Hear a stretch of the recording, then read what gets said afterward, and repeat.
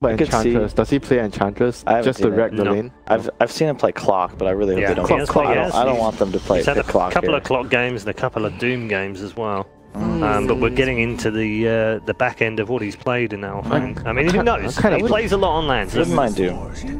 Yeah, he's going to go for Void. Okay. It's like long cooldown though. It's a really good counter to the Jug though. I think that's the hero that EG fears right now. If the Jug. Well, I shard, isolate somebody with a spin on top.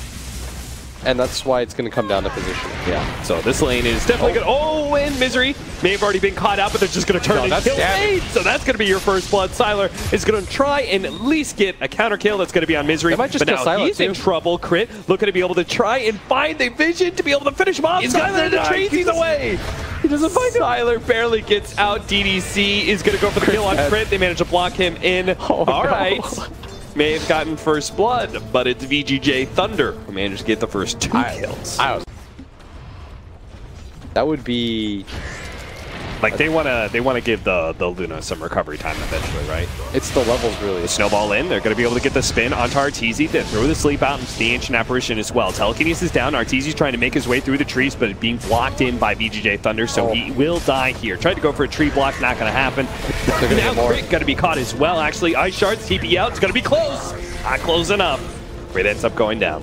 And Misery trying to trade hits there. Maybe if Arteezy was able to juke for a little bit longer, they would have found an angle, but now Misery gonna get jumped on here. Sylar doesn't feel comfortable about committing to this as he's gonna trade sleep targets as DDC gets a double kill on the Yang. And Yang is tanky though.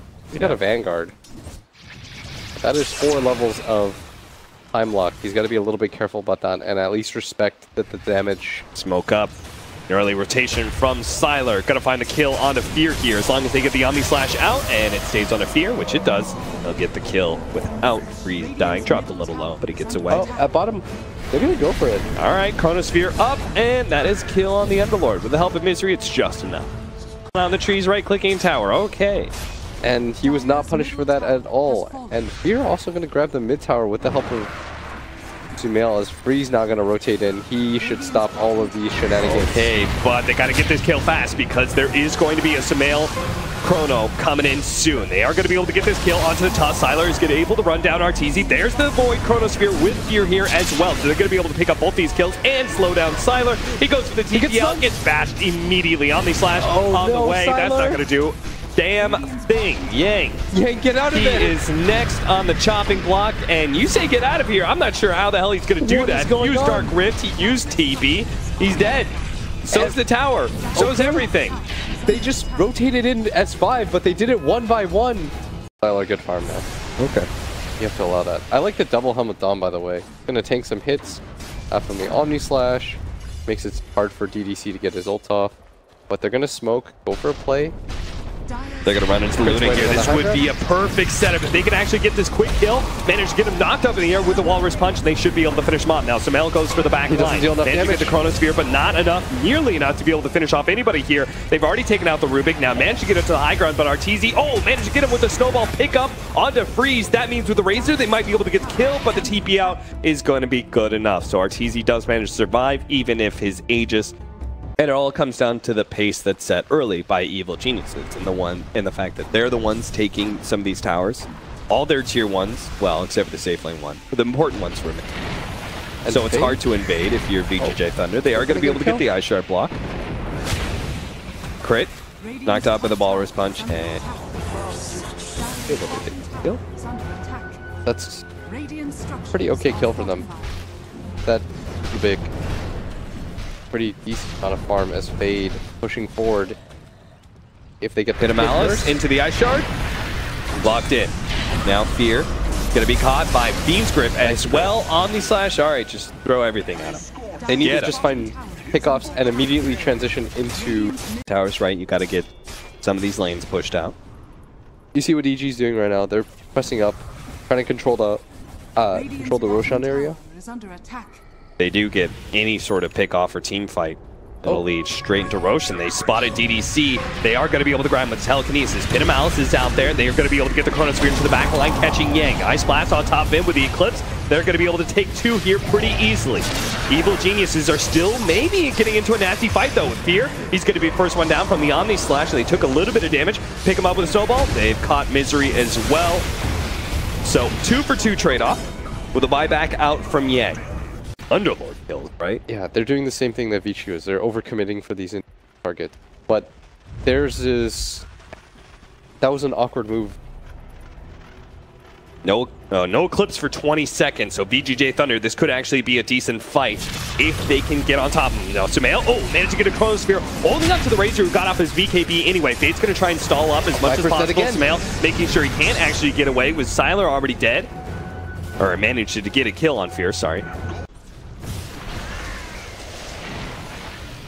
One day the Death Star Luna will be viable. Once again, previous move. I thought this was the game.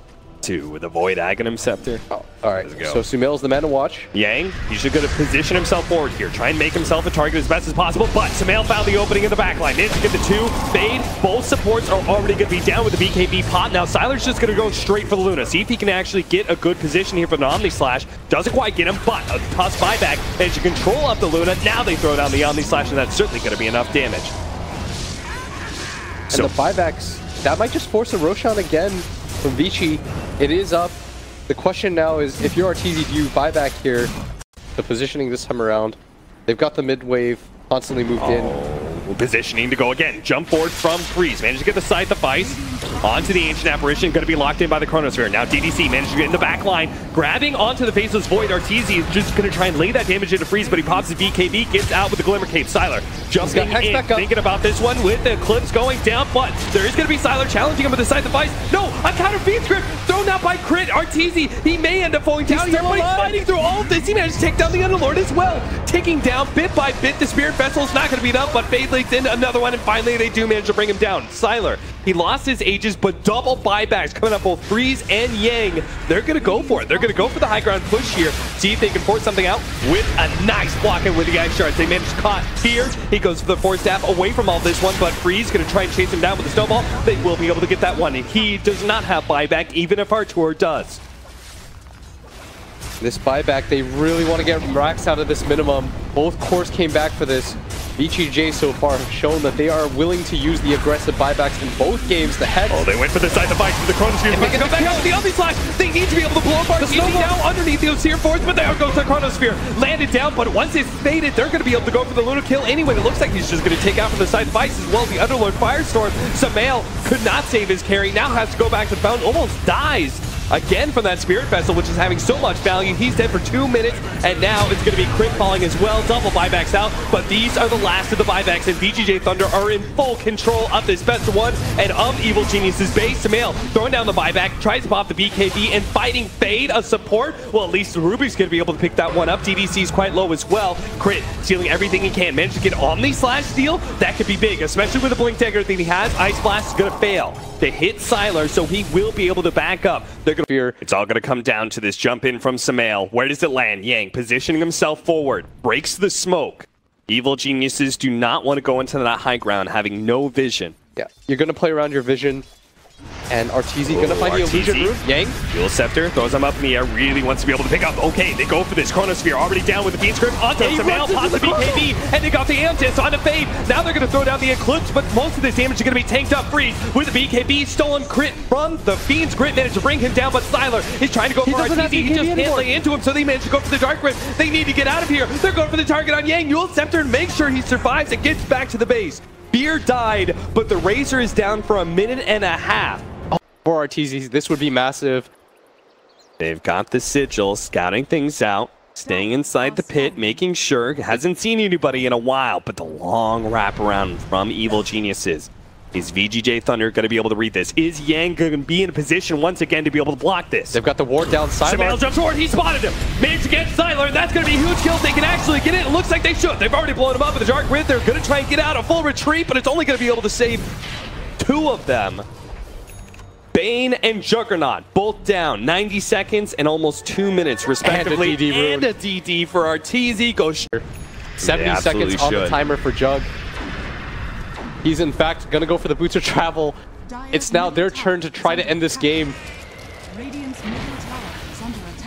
VGJ Thunder, they need to find a way to be able to slow this down. They have no Dark Rift to get to the bottom lane. At least that bottom lane They've got to be careful though. There's Chrono. Oh, Chronosphere already out. They're going to be able to get the jump in. Beats Crit as well from Crit, locking down Freeze. They can't afford to lose their core, but he is definitely dead. Yang, he can't stop this with the Pit of Malice, and Evil Genius just tearing apart these tier 4s. The buybacks aren't going to make a difference. They're just going to go straight for the throne. Yang in the back line, time dilated. Arteezy not worrying about it. He's just hitting the throne as much as possible. Freeze trying to stop it with Side Device, but he has no damage to be able to threaten these heroes, so Evil Geniuses just overwhelm VGJ Thunder, who came so close to beating Evil Geniuses this time around in the best of one, but it wasn't good enough. That was one of the better best of ones I've seen. Yep. That